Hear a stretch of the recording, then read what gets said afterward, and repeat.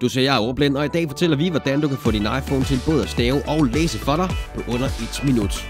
Vigtigt er det dog, at du har iOS 8 eller derover for at få det til at virke.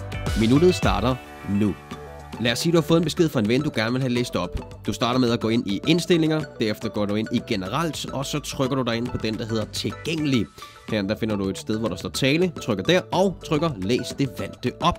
Hernede i bunden kan du så ændre talehastigheden, hvis det skulle blive nødvendigt.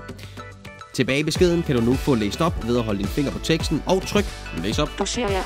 Men hvis du så gerne vil have svaret tilbage på sms'en, og det der med at skrive i dag, det orker vi ikke rigtigt, så kan du også få din iPhone til det. Du starter igen med at gå ind i indstillinger, trykker generelt, trykker Siri og trykker Siri til. Du spørger den, er du sikker? Og vi siger, vi er sikre.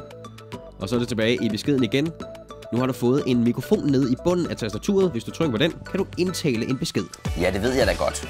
Og whoopty, så bliver beskeden til tekst. Du kan derfor få teksten læst op for at være helt sikker på, at telefonen har hørt rigtigt. Du markerer teksten, vælger alt og trykker læs op. Ja, det bliver da godt. Og så er det bare at sende beskeden afsted. Og det var, hvordan du får din iPhone til både at stave og skrive for dig på under 1 minut. Vil du så flere videoer fra Jeg er ordblind, så husk at trykke abonner, så får du automatisk besked, når der kommer en ny video helt gratis. Du kan også trykke dig ind på videoen her og se mine tanker omkring tale til tekst apps. Du ser jeg er ordblind. Ja, det vil jeg da godt.